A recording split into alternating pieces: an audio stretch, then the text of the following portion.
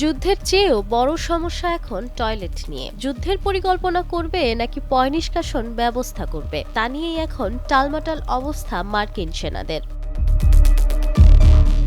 মার্কিন president Donald Trump ইরানের বিরুদ্ধে সামরিক পদক্ষেপের সতর্কবার্তা দেওয়ার পর মধ্যপ্রাচ্যে কয়েক দশকের মধ্যে সবচেয়ে বড় মার্কিন নৌ ও বিমান বাহিনী মোতায়েন করা হচ্ছে। তবে বিশ্বের বৃহত্তম বিমানবাহী রণতরী ইউএসএস জেরাল্ড ফোর্ডে থাকা প্রায় ৫,০০০ নাবিকের জন্য ইরানের সঙ্গে সম্ভাব্য সংঘাতের চেয়েও বড় সমস্যা হয়ে দাঁড়িয়েছে টয়লেট ও পয়ঃনিষ্কাশন ব্যবস্থা।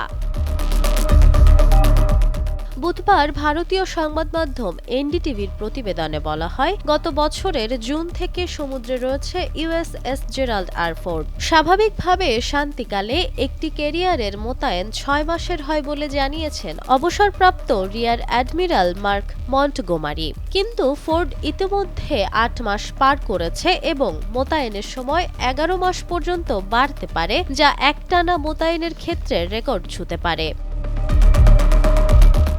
অভিযান পরবর্তী সময়ে ক্রুরা জানতে পারেন ইরানকে ঘিরে সম্ভাব্য সামরিক প্রস্তুতির কারণে তাদের মোতায়েন আরও বাড়ানো হবে। বর্তমানে জাহাজটি মধ্যপ্রাচ্যের দিকে অগ্রসর হচ্ছে। প্রায় $১৩ মিলিয়ন ব্যয়ে নির্মিত এই অত্যাধুনিক রণতরীর বড় সমস্যা এর ভ্যাকুয়াম ভিত্তিক প্লাম্বিং সিস্টেম।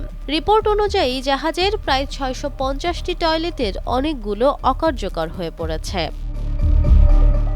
প্রতিবেদনে বলা হয়, ভ্যাকুয়াম সিস্টেম হওয়ায় একটি অংশে সমস্যা হলে পুরো সেকশনের টয়লেট ব্যবস্থায় প্রভাব পড়ে। কখনো টি-শার্ট, কখনো ৪ ফুট লম্বা দড়ি পর্যন্ত পাইপলাইনে আটকে যাচ্ছে।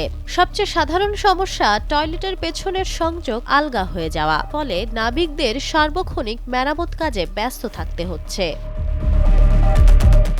Nafisa Noyal, Times today.